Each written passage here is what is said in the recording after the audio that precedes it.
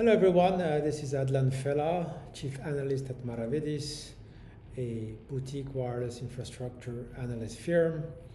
And today it's my pleasure to welcome Magnus Johansson, who's the CEO and co-founder of YBuzz. Thank you very much, Adlin. I'm really happy to be here. Thank you for being here, and thank you for sponsoring the research we just completed, an online survey among managed service providers, ISPs, and communication service providers in the US. Yep. The survey took place during the months of June to August 2024. We were fortunate enough to collect about 65 responses from service providers, and got some very interesting findings today. The first one of which, from the result of the survey, is that 72% of these MSPs rely on vendor-specific management systems, which kind of makes them feel they're limiting their flexibility and scalability. So that's the first finding. What's your reaction to that, Magnus? Yeah, that's a big number. That many MSPs feeling, perhaps putting words in their mouth by feeling trapped by their vendor. And I think when we go to the other numbers, we see that this entrapment is really affecting them. And I think, it brings me back a little bit to how it was back in the days with the handset makers. You had Ericsson, Nokia, RIM, all of them having their own operating system, their own ecosystem. And once you decided to go with one, you were almost stuck with that, because to try to change was hard. And for developers of application, it was almost impossible to be able to grow. Okay, no, that's fair enough comparison.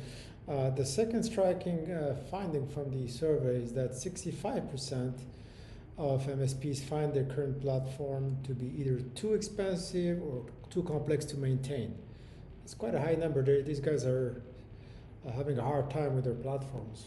Yeah, I mean, I think based upon the knowledge we have from the market, I think the complexity that they are relating to is if you have one vendor ecosystem, and then you want to manage a second vendor side by side and offer a similar solution to your market, those two systems are incompatible with each other, and you have to try to uh, make them work together. But that complexity, and then when you add uh, internal systems like billing systems or CRM systems, it just explodes in complexity.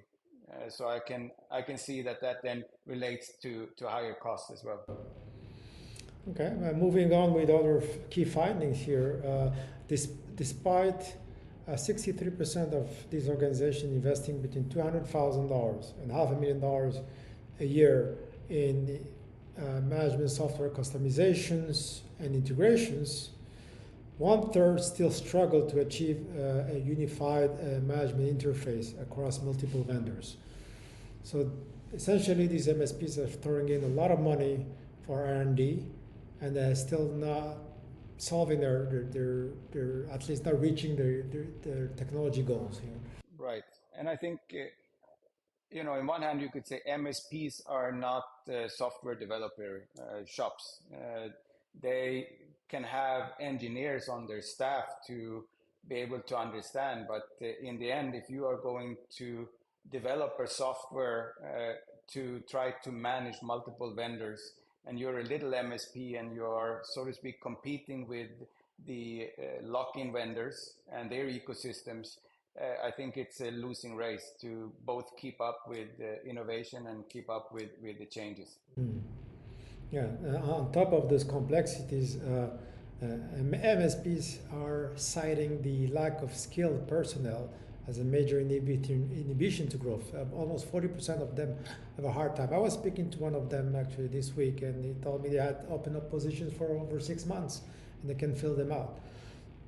What's your reaction to that?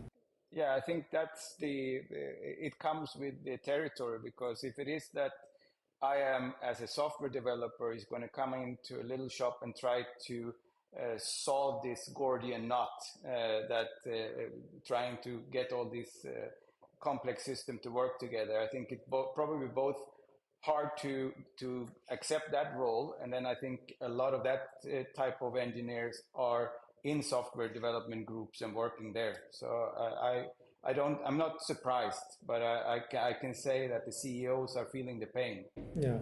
So as they say, customers are experts in their pains, so they understand their pain.